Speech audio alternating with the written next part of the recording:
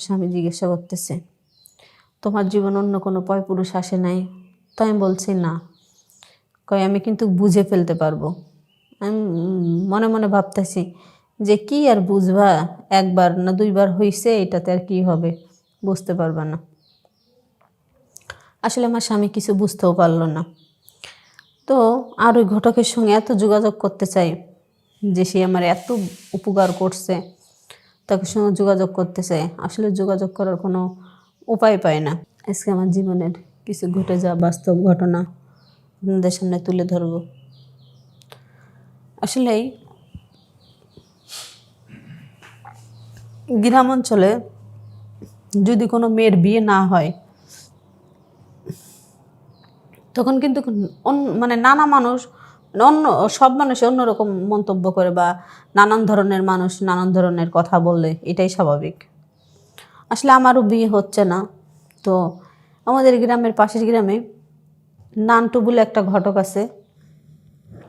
সেই ঘটক মানে এমন কোনো মেয়ের, যে মেয়ের বিয়ে না হয়, এই ঘটক জন্য কেমনে সেই মেয়েটার বিয়ে দিয়ে দেয়, বুঝায় মানে মানে কের মাথাতে আসে না।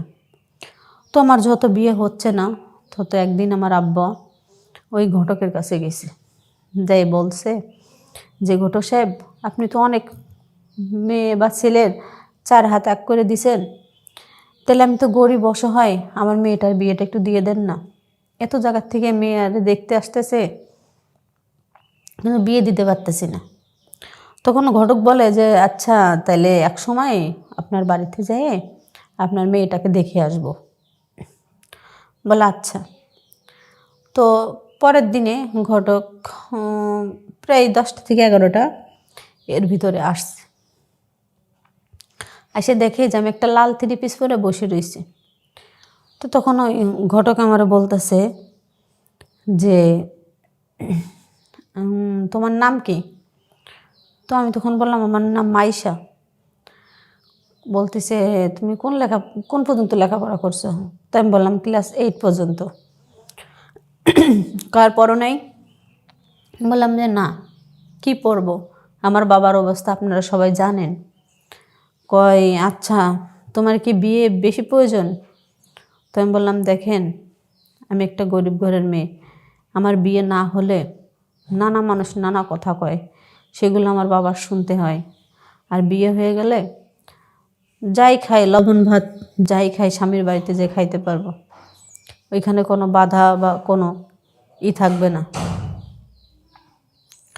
তখন বলে আচ্ছা ঠিক আছে, আমি তোমাকে 1 সপ্তাহের ভিতরে বিয়ে দেব, কিন্তু একটা সত্য। তো আমি বললাম এমন কি সত্য? আপনি এত ঘটক আসলো, আমাকে দেখলো, ছেলেপক্ষ দেখলো, পছন্দ হয় না, আর আপনি 1 সপ্তাহের মধ্যে আমার বিয়ে দিয়ে পারবেন, এটা আপনি হলো মিথ্যে কথা বলতেছেন। তখন মেয়েটা আমাকে ঘটক বলতেছে না, এটাই সত্য, এটাই বাস্তব, তোমাকে আমি বিয়ে দেব। তা একটা সত্য আছে। তো আমি বললাম কি সত্য? কয় বিয়ের আগে 1 রাত আমার সঙ্গে কাটাইতে হইব। তখন আমি বললাম এটা কি বলতেছেন আপনি, আর এটা কি সম্ভব? কয় হ্যাঁ, তুমি যদি চাও এটাই সম্ভব। মানে নানান রকমের কথা বলার পরে সে এক পর্যায়ে, তার কথা এক পর্যায়ে আমি রাজি হইলাম নিরুপায় হয়ে। রাজি হওয়ার পরে তার সঙ্গে একটা রাত কাটাইলাম।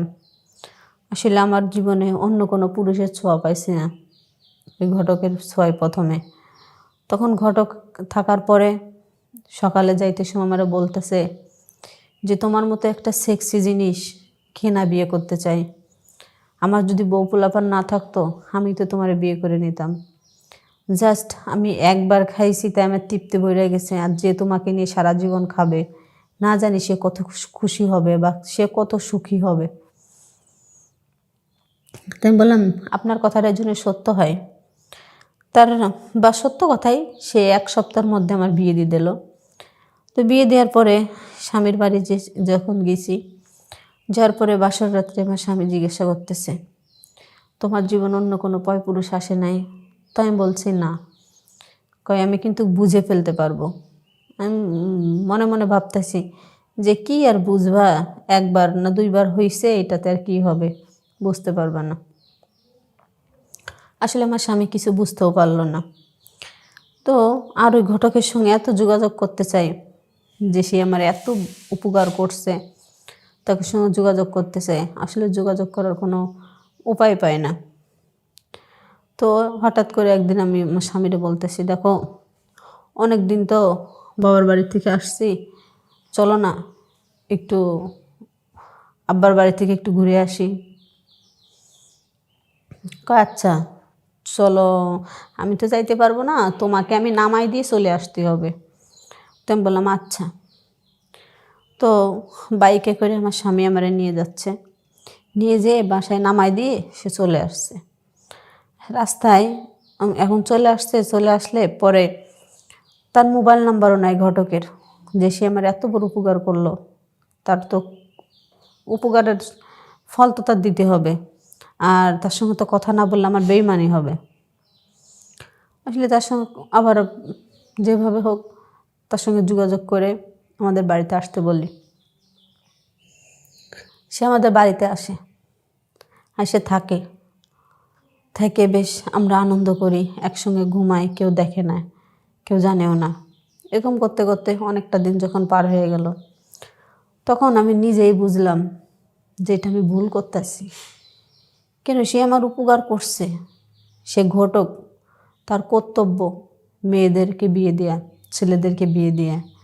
আজকে আমি অসহায় দেখে, আমার বাবা মা অসহায় দেখে সে অসহায়তার সুযোগ নিছে। আর আমার বাবা মা যদি অসহায় না হইতো, সে অসহায়তার সুযোগ নিতে পারতো না। সে কি সব জায়গাতে এরকম করে?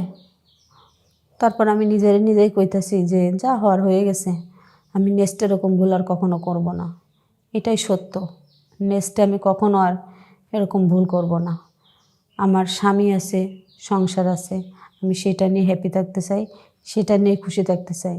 আপনারাও আমার জন্য দোয়া করবেন যেন আমি এটা নিয়ে ভালো থাকি, সুস্থ থাকি। আপনারাও ভালো থাকবেন, সুস্থ থাকবেন। খুদা হাফেজ।